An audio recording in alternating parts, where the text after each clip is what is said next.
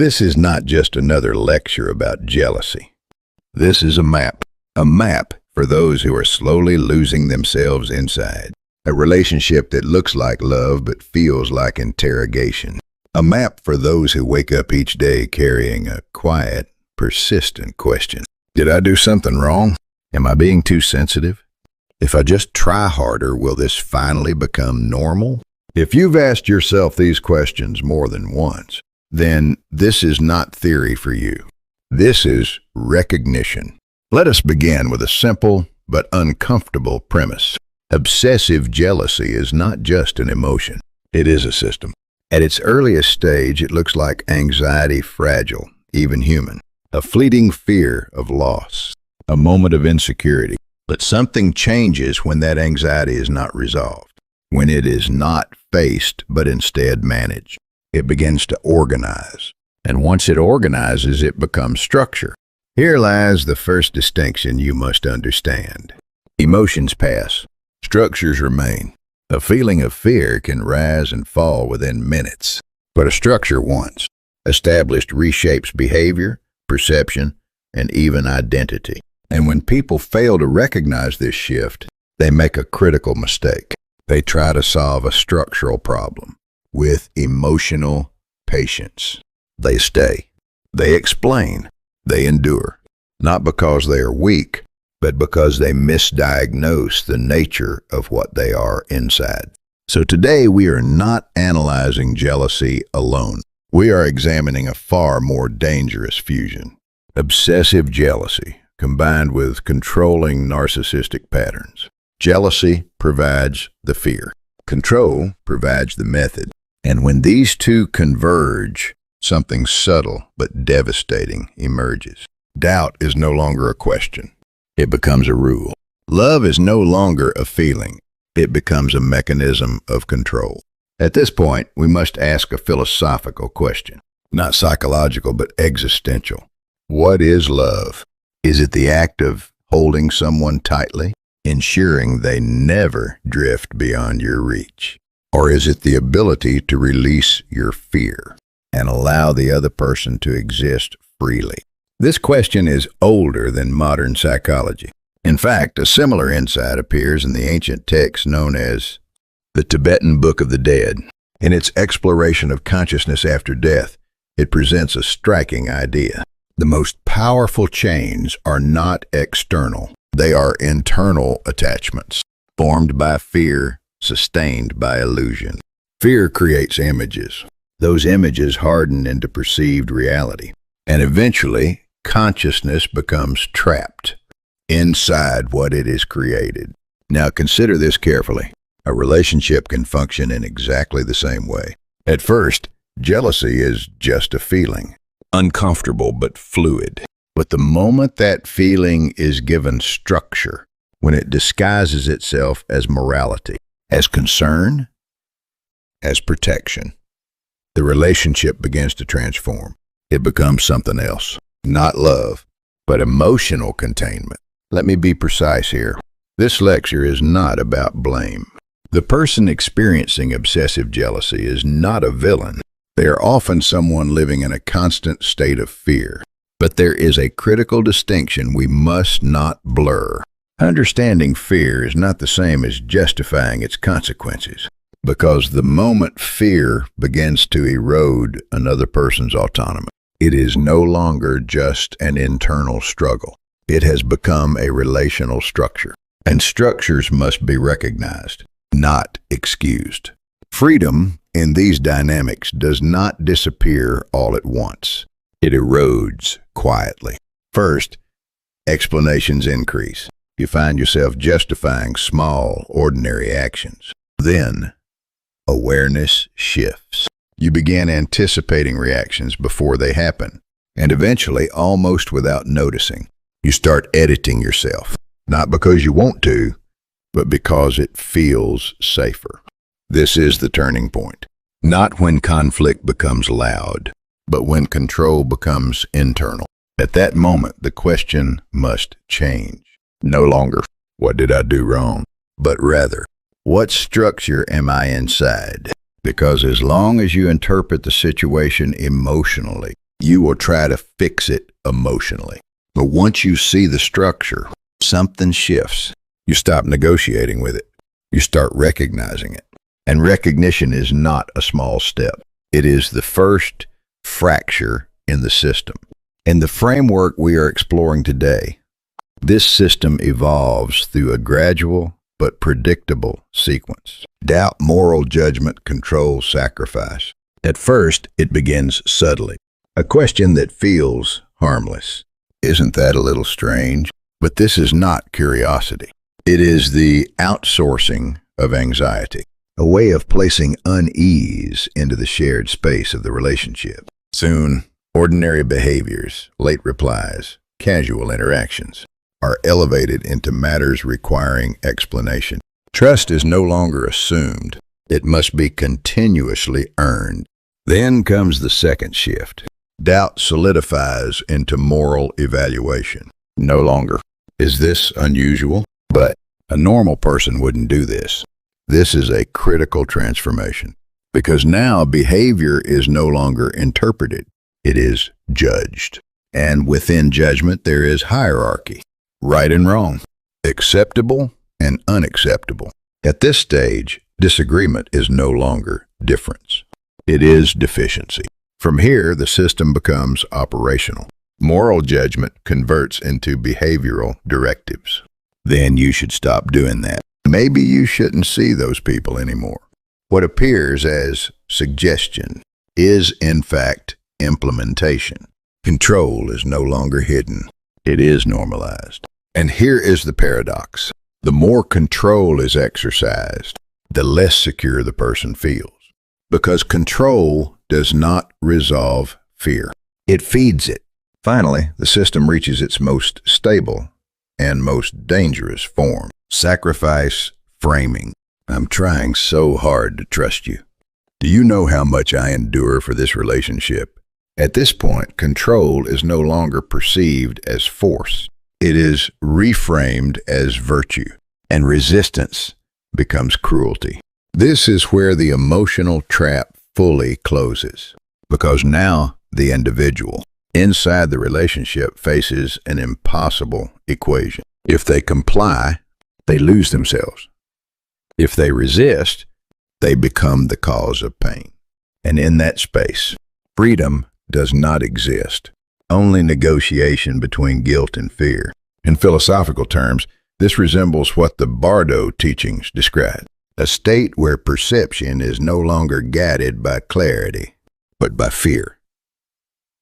Where choices are not freely made, but filtered through anxiety. Where the loss is not merely freedom itself, but the very ability to recognize freedom. So let us return to the essential insight. If jealousy is fear, then controlling narcissistic patterns are the architecture built to contain that fear. And when the architecture is complete, love is no longer experienced as connection. It is experienced as confinement. Awareness of this structure is not the end, but it is the beginning of something critical. Separation between emotion and system. Because once you see the system, you are no longer entirely inside it.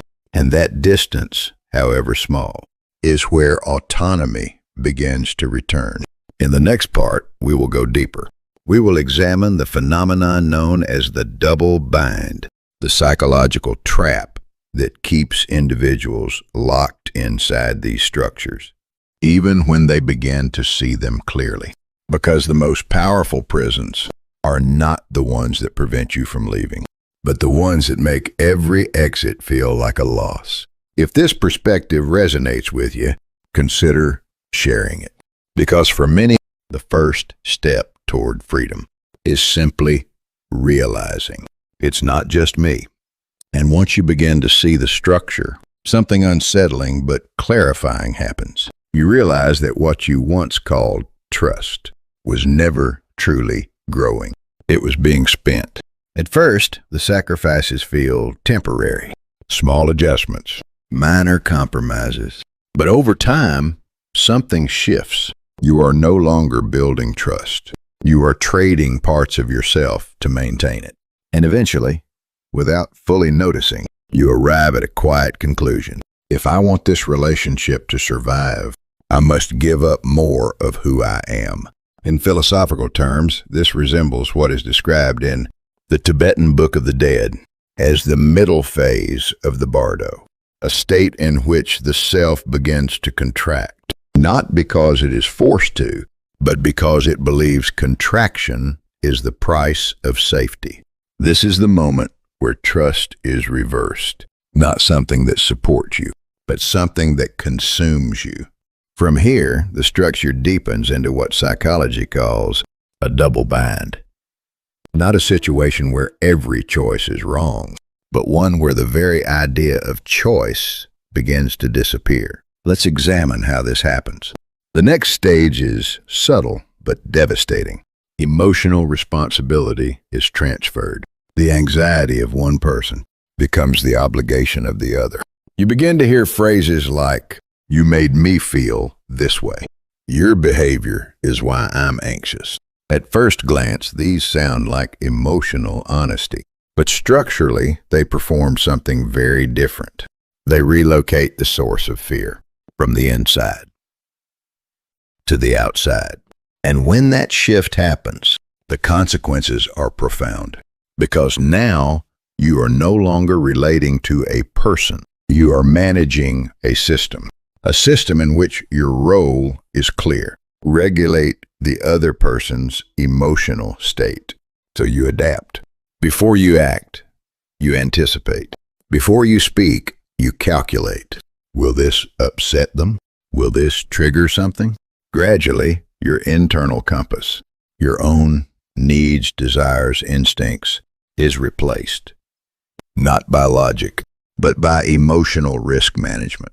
And eventually, something even more insidious emerges. Guilt without cause. You feel responsible, even when nothing has happened, because the system has trained you to interpret your very existence as a potential source of harm. In the language of the Bardo teachings, this is the moment when suffering becomes externalized and then internalized by another. A cycle where one consciousness avoids its fear by assigning it to another, and the one who receives it begins to carry a burden that was never theirs. But the structure does not stop here. It evolves into its final, most silent form. Punishment through absence. No shouting, no confrontation, just withdrawal. Communication disappears. Warmth vanishes. Presence becomes conditional. Silence in this system is not neutral. It is a signal, a form of enforcement. When words fail to control, absence takes their place. And what does the other person learn? A simple, devastating rule. If I speak, I lose. From that moment on, conflict does not resolve. It dissolves into avoidance. You choose silence not because there is peace, but because there is fear of consequence. And that silence is often misunderstood. It looks like calm, but in reality, it is the slow erosion of the self. In the final stages described in the Tibetan Book of the Dead, consciousness reaches a point where it no longer chooses. It reacts automatically, repeatedly, without reflection, not because it has no options, but because the capacity to perceive options has collapsed. This is what emotional imprisonment truly is. Not being physically restrained, but living in a condition where every possible action feels like loss. So let us define this clearly. A double bind is not confusion. It is structural paralysis. And this is why such relationships persist far longer than they should. Because both sides are participating in a system that reinforces itself. The one who suffers believes, if I just try a little harder, things will stabilize. And the one who controls believes. Their compliance proves their love. Fear and control begin to cooperate. And over time, they refine each other. Now, let us take one step further. Because when control becomes stable, it does not remain satisfied with behavior. It begins to target something deeper, your perception of reality itself. This is where we enter the domain of gaslighting. And we must be precise here. Jealousy by itself is not gaslighting. Jealousy begins as anxiety.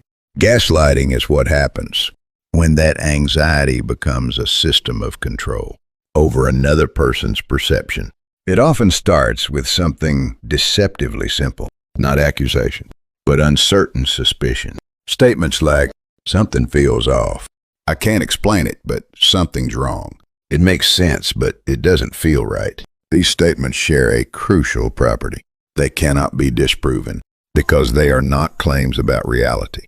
They are claims about feeling. And once feeling replaces evidence, the entire structure of dialogue changes. You are no longer discussing facts. You are negotiating someone else's internal state. From there, the next shift occurs. Suspicion moves from behavior to identity. Not, "What you did seems strange," but "There's something about you that feels dishonest." This is a critical escalation because behavior can be explained, but identity cannot be fully defended. So you try. You provide evidence. You explain your actions. You clarify your intentions. And yet the response remains. "I understand what you're saying, but I'm still not convinced." This is the final mechanism, a closed loop where explanation never resolves doubt, and doubt never requires proof. At this point, your role changes fundamentally. You are no longer someone who tells the truth. You become someone who manages perception, and no matter how accurately you speak, you remain structurally guilty. In philosophical terms, this resembles a looping state of consciousness, one that cannot exit, because the conditions for exit do not exist. And this is the essence of gaslighting, not persuasion, not argument, but the erosion of your ability to trust your own perception. So the most dangerous moment is not when someone controls you. It is when you begin to question yourself. Am I overreacting? Am I the problem? Can I even trust my own memory? According to the Bardo teachings, this is the most critical threshold, when consciousness loses confidence in its own awareness. Because once that happens, external structures no longer need to dominate you. You begin to participate in your own containment. So let us end with a precise conclusion. Freedom is not restored by winning the argument. It is restored by reclaiming your capacity to perceive reality clearly. In the next part, we will break this down further. We will examine step by step how gaslighting systematically dismantles a person's cognitive and emotional framework, how it distorts memory, how it weaponizes language, how it rewrites internal truth.